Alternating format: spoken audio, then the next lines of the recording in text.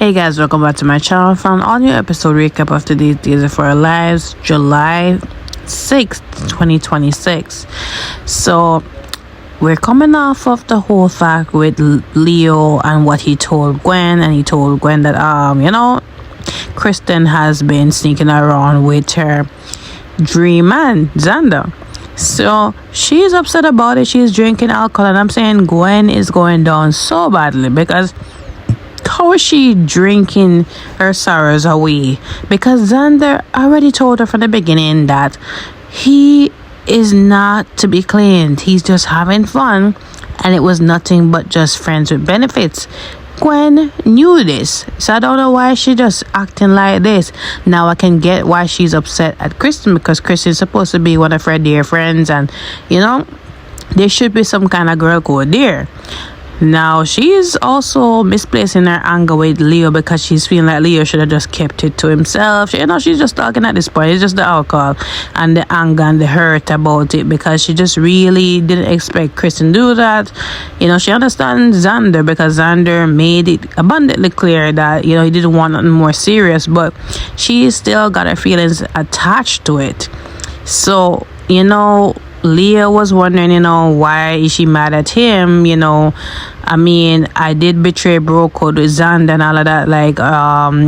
Is it because of all of that? So she's getting annoyed, but then she later apologized to him. Because again, it's not his fault, and she shouldn't be mad with the messenger. So she's gonna give Kristen a piece of her mind. She's gonna kill her, right? So at this point, Leo, even though he's going through his concussions, he put on his best suit and he's going over there to just see what happens between Gwen and Kristen.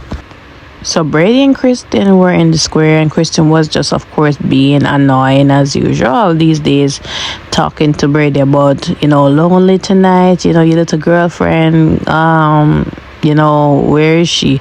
Is she with the father of her child? So Brady's saying, really, Kristen, really?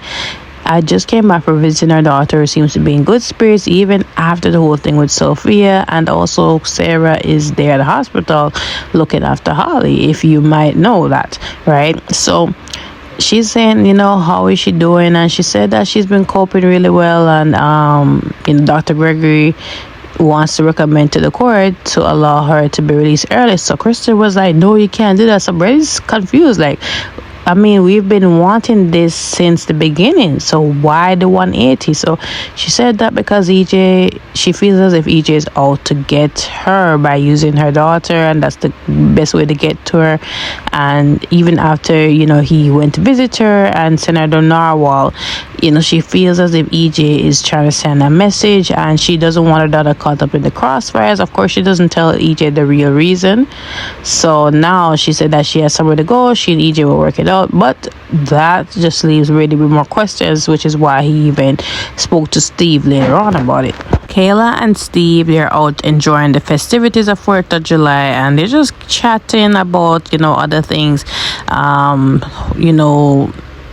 Steve said he saw Roman and Marlena, and he's wondering where's Kate? So Kayla told him the news about Kate betraying Roman, and she was behind the whole lawsuit with Johnny.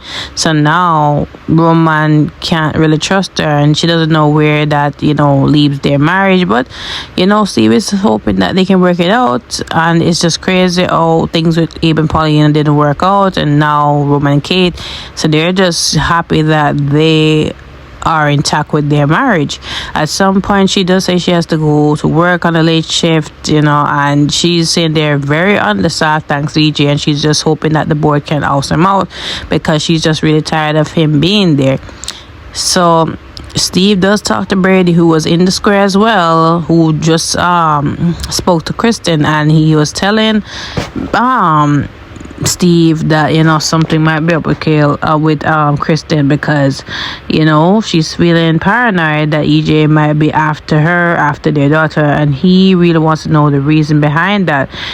And he doesn't play around with his daughter, especially because Kristen wanted her daughter out, and now she is doing a 180, and that he finds it very suspicious. So he wants Steve to just help to look into it. Now Sarah is overworked at this point, trying to see what's happening with Holly and, round the clock. So she's in her hospital room and Xander comes in there. Xander, startles her, wakes her up, and she's saying, like, what are you doing here? What are you doing? So he said that, I remember you were in the same position when you kept vigil at Victoria's bedside when she was sick with pneumonia, and I remember that you had a crick in your neck, so I'm just trying to prevent that. So she appreciated that, but she was wondering, like, what else is there, why is he really there? So he's just there to really check also on Holly, how is she doing, any updates. So she said, no, not much, we've been running a lot of tests, but we don't have a definite diagnosis, and we're running out of time at this point. Now she asked Xander if he found anything on the chlorophyll files of the mirror, and he said no, but he has somebody inside looking in. So she said, who is that person? So he said, Kristen. So she said, oh, the person you're sleeping with now, your little girlfriend. So he said, Kristen's not my girlfriend, and it's nothing serious about it, but she hates CJ. She wants to bring him down. So she said at this point she doesn't care, because like they have moved on, they're divorced. It doesn't matter who they're messing around with. It is what it is. She'll take anything from anybody who wishes to help. Now he said that he's sorry that he hurt her, didn't mean to hurt her. So she said no, it doesn't really matter at this point. So I think she got the results from Holly's latest test, and it shows that she has some liver and kidney failure, and if she doesn't help her in time, Holly's not going to be there no more. So first she had to take a break from it all, and Xander, he sat at Holly's bedside and talked about how she needs to work on being stronger, because her cousin Victoria needs her and loves to play dolls with her and all of that. At some point Sarah is in her office and she does have a moment, breakdown, and then she sees the book, the arsenic book, open. So she's like, how didn't I think about that? Because like that makes complete sense. So we already know that Johnny snuck into the office and he did take gloves and take out one of the medical books and open the page up to treating arsenic poisoning. So we'll get into that at some point with him and EJ. Now, she does go back and tell Xander and Kayla, who came at this point looking for Sarah, that, they need to treat for arsenic poisoning. Now, moving on, Johnny is at his house and, he is there, keeping watch over Chanel and Trey, who are sleeping. So EJ calls and he is like, what more do you need from me at this point? Like, I did what you asked and I really feel uncomfortable because I'm lying to Chanel. I'm, missing out on my son's birthday party. I'm not really comfortable with this. So he understands that, and he said that it's far from over. Like, there's one more thing you need to do, and he's like adamant he doesn't want to do anything, because like he doesn't want to keep deceiving his wife and leaving her, especially after her chemo session. And he just like, is anything further wrong with her? So she said no. He said no, she's sleeping. So he said that, all right, if you can't come to me, then I'll come to you. And before Johnny could decline, EJ is already there. So he said, we have to keep it down, we can't wake them up. So he's like, what else do you need? So he said that, how did the whole procedure go? Did you make sure that you weren't seen on security camera? And he said, yeah, I made sure I used gloves and all that, and I came out there. But I just want to make sure that this is going to help Holly in time. So he doesn't care about anything else, because he's just trying to save face, save the company. And, he's like, why didn't you do it yourself? Why did you involve me in this? So he said that he had to go to the Horton cabin, Smith Island, and like, clear out all the drugs and make sure that there's no sign of contamination, nothing in the well water. So he had to do the footwork. Now he also said to him that he needs to just not involve Theo in this, because Theo will want to come clean about everything, and that can't happen, because if that happens and it comes to light, then the company is going to go down. There will be no more company to run, and Johnny is not really for it, because Theo is his co-CEO and he doesn't really want to deceive him in any way, not rope him in. But EJ is saying that this would be a colossal mistake, which is why I didn't want them to be running as co-CEOs. And they always made a pact to turn around the mirror and make it good. But EJ is telling him the reality that, look, yeah, that's commendable that you guys want to do that, but at the same time, the mirror had a past, and some things are going to come to light, and you gotta have to deal with it. And that's what I'm saying, that Johnny can't be that naive that he doesn't know that the mirror had a lot of skeletons and maybe enemies, and he'd have to deal with it. Like, what do you think? It's just gonna turn over a new page so quickly and it's all gonna be good and shiny and sparkling? No, you're gonna have to deal with the past mess that the mirror was in. Crazy. Anyways, EJ ended up going at this point because the baby was waking up, and Johnny was saying that he is gonna do his best to make sure that he's somebody that his son is proud of. Now back to the hospital, Kayla and Sarah are talking about arsenic poisoning, and Sarah was wondering why she didn't think about that at first. Like, the symptoms were telling, but then again, Kayla was saying that could be for many other diagnoses. It wasn't so sure, and then we didn't really do a metal blood work and all of that. So Sarah wants to do the chelation therapy, but Kayla was saying that we should probably do something before that, which takes 24 hours. And Sarah said, even though I know the theory, we don't have much time. Like, Holly's system is shutting down. We have to act now.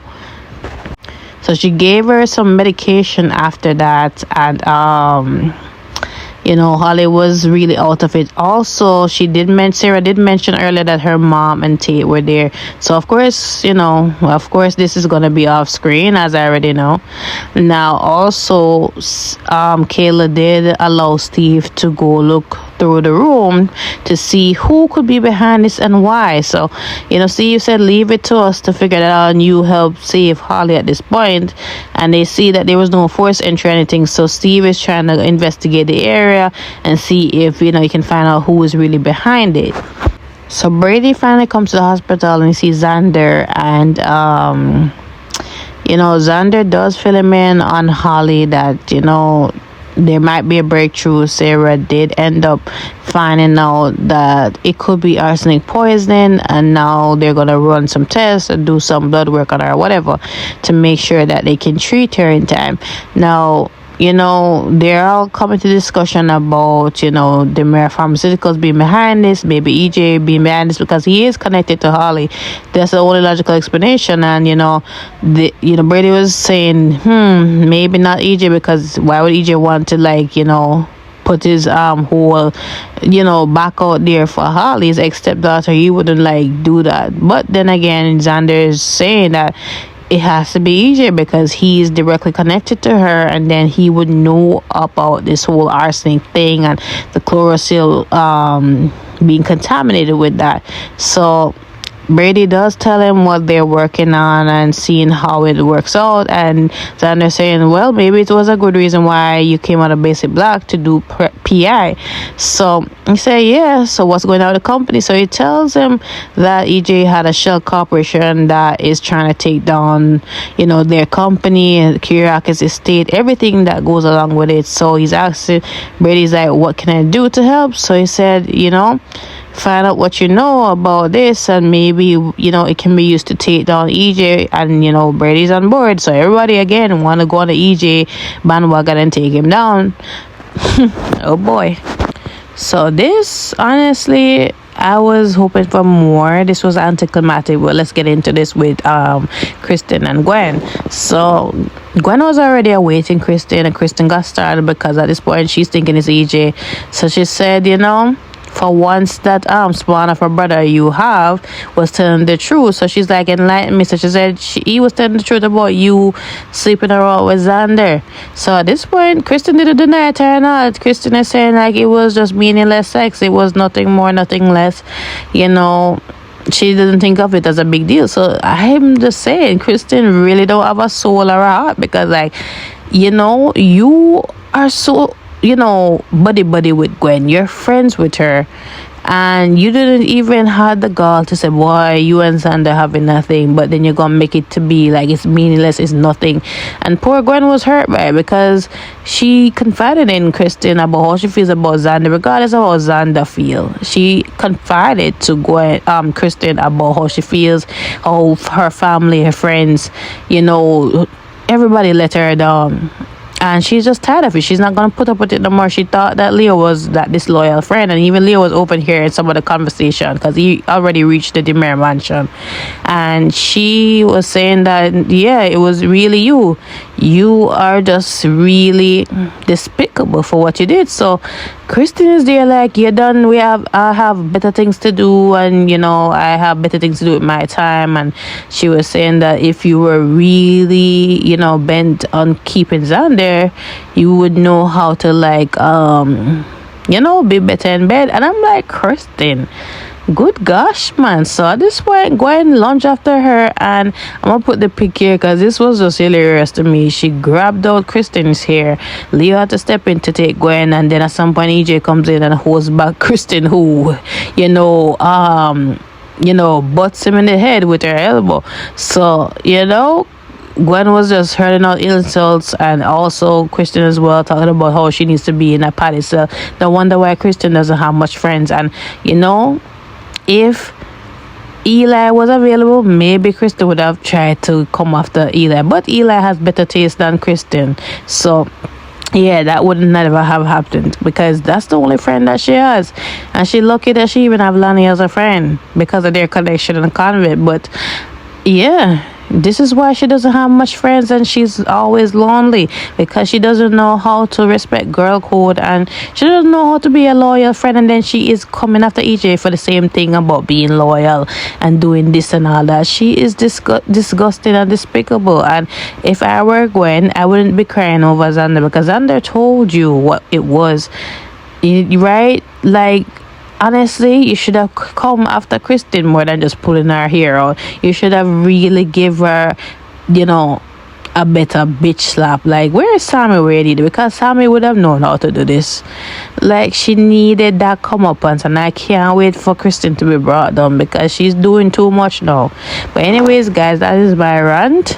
Don't forget to like, follow, and subscribe to my channel. Comment below your thoughts on today's episode, especially this part. Let me know. I will see you guys tomorrow.